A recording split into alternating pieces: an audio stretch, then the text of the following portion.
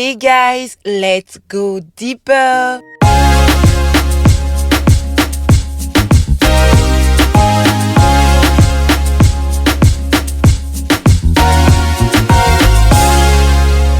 Bonjour et bienvenue dans mon podcast où je t'emmène pour un voyage au plus profond de toi-même, à la découverte de ton amour propre, ta confiance en toi et de la gestion de ta résilience. Je suis Rebecca André et aujourd'hui, je t'emmène dans un sujet qui m'a particulièrement touchée pendant la création de ce podcast. Il s'agit d'une émotion ressentie en présence d'une menace perçue, réelle ou imaginée. Cette émotion est souvent ressentie avant de commencer un projet.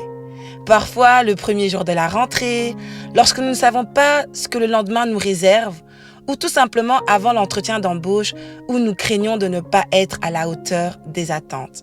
Un autre petit exemple. Parfois, cette émotion se manifeste lorsque nous devons tout simplement prendre la parole en public. Je suis certaine que tu vois de quoi je parle. Il s'agit de la peur. Rien que prononcer ce mot me fait quelque chose, car il n'y a pas très longtemps, j'ai fait face à cette émotion et je peux t'assurer qu'elle est très paralysante. Dans cet épisode, je vais un peu te parler de moi. Je vais un peu te parler de la peur de se lancer dans un projet. Tu sais, lorsqu'il s'agit de se lancer dans un projet, la peur peut se manifester de différentes manières. Certaines personnes peuvent ressentir la peur de l'échec, craignant de ne pas réussir ou d'être jugées négativement par les autres tout simplement. D'autres peuvent avoir peur de ne pas être à la hauteur, doutant de leurs compétences ou de leur capacité à mener à bien leur projet. La question de l'échec par rapport à moi est assez complexe, je te l'avoue. Je vais être honnête et authentique dans ce podcast et te partager ce que j'ai réellement pensé et ressenti. En fait, ressembler à quelqu'un d'autre était pour moi considéré comme un échec. Faire quelque chose qui existe déjà était perçu comme un échec de ma part. Je me mettais une pression énorme, car je voulais apporter de l'originalité et de la nouveauté dans tout ce que je faisais. Parfois, c'est juste pas possible. Dès que je constatais que quelque chose existait déjà, je me décourageais et pensais que cela n'était pas pour moi. Je me demandais ce que je pourrais apporter de différent et si ce que je proposais était similaire à ce que les autres faisaient déjà, je le considérais tout simplement comme un échec. J'avais peur de ne pas être moi-même, c'est vraiment vrai. Je redoutais d'être tout sauf authentique. Je redoutais d'être tout sauf Rebecca André. Prenons l'exemple du lancement de mon podcast.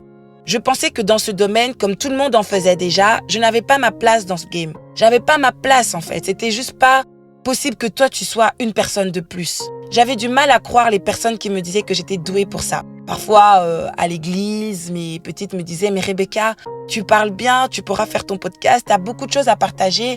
Nous, on sait que tu as de la matière, vas-y, lance-toi. » Mais je croyais pas. Je me disais, est-ce que ces personnes ne me le disent pas juste parce qu'elles m'aiment ou tout simplement c'est pour me saucer, t'as vu, c'est pour me flatter? Sérieusement, le fait de faire quelque chose de similaire à d'autres était une source de peur qui m'a longtemps emprisonnée. Petit aparté, en plus de ne pas vouloir créer la même chose qu'autrui, j'avais peur d'offenser les gens. C'est fou.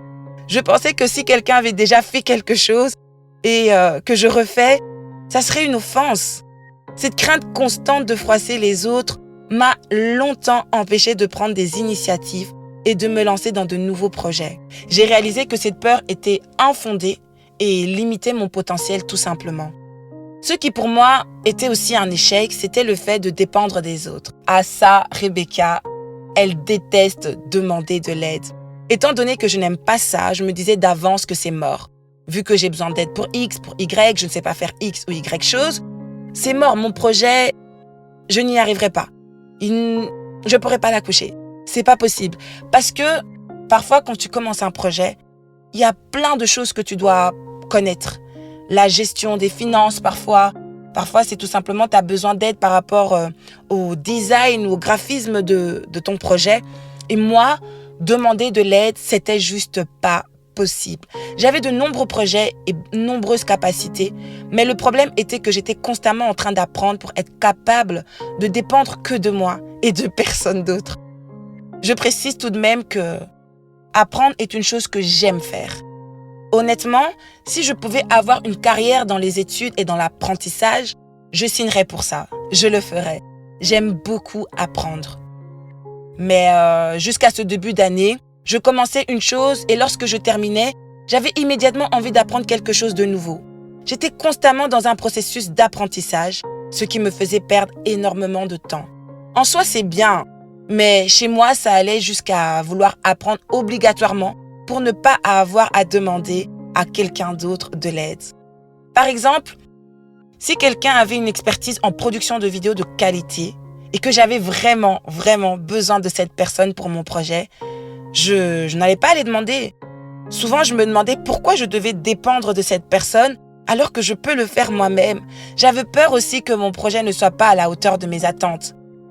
Alors, ce que je faisais, c'est que je mettais tout en suspens pour d'abord apprendre et maîtriser le bail. Et j'avoue que cela me fatiguait énormément. Et cela relève mon côté perfectionniste pour ceux qui me connaissent. Je souhaite réaliser les choses de manière efficace, voire parfaite, même si cela est parfois impossible. Bien que cela puisse être une qualité, le perfectionnisme peut rapidement devenir un défaut lorsqu'il nous fait perdre du temps dans notre travail, dans nos projets et dans la concrétisation de ce que Dieu a simplement mis dans notre cœur. J'apprécie beaucoup cette facette en moi. Mais lorsque cela me conduit à une perte de temps et à de l'anxiété comme je l'ai vécu, je dois avouer que ce n'est pas évident. C'est vraiment pas évident. La plupart des choses que je faisais, je savais que je devais les faire car le Seigneur m'a donné des dons et des talents pour les réaliser. Mais en voulant que tout soit parfait, j'allais au-delà, prête à ne compter que sur mes capacités humaines plutôt que sur celles de Dieu. Parfois, cela se faisait inconsciemment. Tu veux tellement que les choses se passent comme ça et pas autrement que tu prends plus vraiment le temps de respirer et de consulter Dieu. En tout cas, les gars, si quelque chose n'était pas exactement comme je le voulais, cela générait de la peur en moi et je le considérais comme un échec total. Je me donnais donc à fond. Je me mettais la pression, je m'isolais, je me renfermais pour apprendre sans compter sur personne, jour et nuit.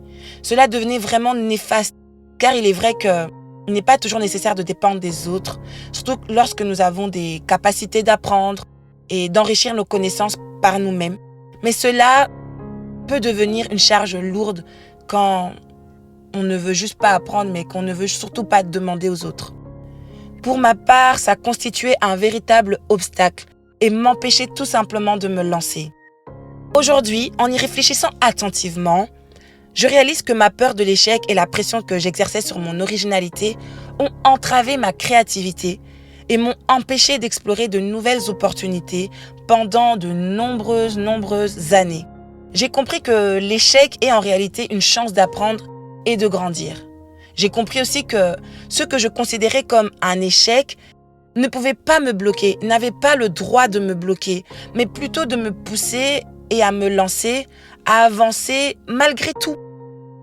Aujourd'hui, je suis convaincue d'une chose. J'ai eu cette pensée ce matin et je vais te la partager. La résurrection de Jésus a été cruciale pour confirmer la véracité de ses enseignements lorsqu'il était dans le monde. Sans sa crucifixion et sa résurrection, il aurait été difficile de savoir si ce qu'il disait était réel. On est d'accord? C'est la même chose aujourd'hui. Lorsqu'il s'agit de se lancer, le temps seul nous dira si c'était une bonne décision. Seul le temps nous confirmera si nous avons fait le meilleur choix pour notre vie. Alors, plutôt que de rester bloqué et de réfléchir, surtout lorsque nous savons que ce qui au fond de nous vient de Dieu et que nous avons son aval et qu'en soi, il souhaite notre bien et nous demande tout simplement de lui faire confiance, pourquoi on ne devrait pas se lancer? Il s'agit vraiment là de lancer le pas, de se mettre en action. Au lieu de considérer l'échec comme une fin en soi, aujourd'hui, moi, je peux le voir comme une étape vers le succès. En prenant des risques et en sortant de ma zone de confort, je peux découvrir de nouvelles idées et perspectives. C'est comme ça que je vois les choses aujourd'hui. De plus, j'ai réalisé que la comparaison avec les autres était littéralement inutile et nuisible pour ma confiance en moi. Chacun a ses propres forces et talents uniques et j'ai compris qu'il est important que je me concentre sur ce que je peux apporter de spécial. Au lieu de m'inquiéter de ce que font les autres, j'ai décidé de me concentrer sur ma propre croissance et mon propre développement. Et oui, en ce qui concerne le lancement de mon podcast par exemple, j'ai compris que même s'il existe déjà de nombreuses émissions, il y a toujours de la place pour ma voix et mes idées. Chaque personne a une perspective unique à offrir et il y a un public qui sera intéressé par ce que j'ai à dire. Alors pourquoi devrais-je m'empêcher de prendre mon micro et de parler? Et par rapport à la peur de blesser une personne, parce que je commence tout simplement à entreprendre quelque chose, j'ai compris que si une personne se retrouve blessée sans raison apparente, cela peut être perçu comme une opportunité de croissance pour moi, mais aussi pour la personne qui se sent blessée par moi. Je m'explique. C'est une opportunité de croissance pour moi parce que à l'époque, lorsque quelqu'un était blessé, j'aurais décidé de supprimer mon projet, de m'arrêter pour ne pas la froisser. Aujourd'hui, c'est pas possible. Je pense que j'ai évolué et que c'est une forme de croissance. Tout simplement parce que j'accepte que tu sois blessé. Je comprends que tu sois blessé. Mais cela ne changera en rien le fait que je vais mettre en pratique ce que j'ai à cœur de faire. Cela ne changera en rien que je vais faire ce que Dieu a mis dans mon cœur. Oui, je vais mettre en action ce que Dieu a mis en moi et c'est une forme de croissance et de maturité de prendre le temps de comprendre l'autre sans que cela impacte mon projet, ma personne et qui je suis. J'ai appris simplement à faire la part des choses et à ne plus construire ma vie en fonction des sentiments, des émotions et des peurs des autres. Et en ce qui concerne la personne qui est blessée, c'est une opportunité de croissance, car cela démontre simplement que la personne a également besoin de se pencher sur elle-même, de découvrir ses peurs et de les surmonter.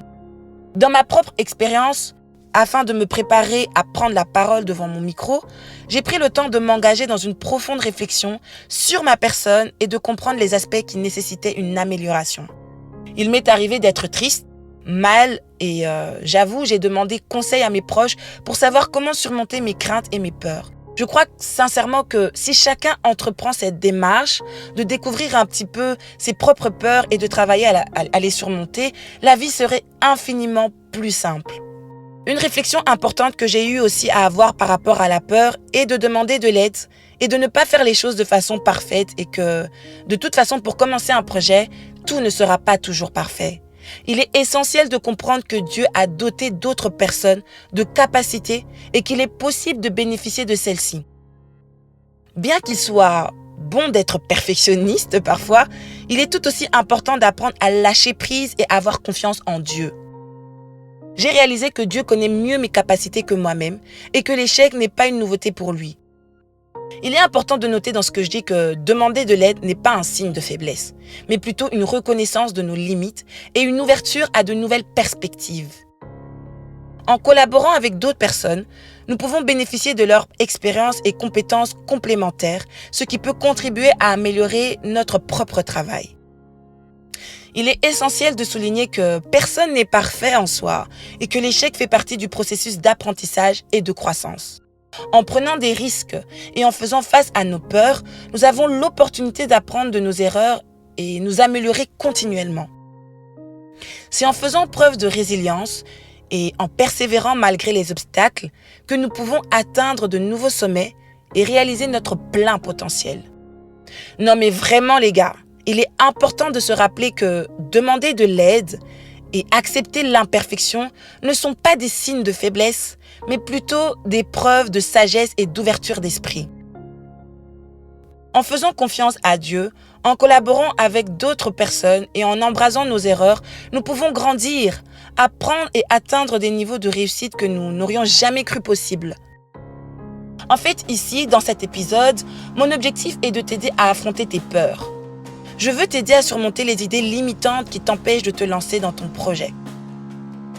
En cette fin de mois de septembre, alors que nous approchons de la nouvelle année, tu as probablement de nombreuses idées de projets en tête pour 2024. Mais tu te dis que tout est fichu. Tu penses que c'est déjà terminé en fait.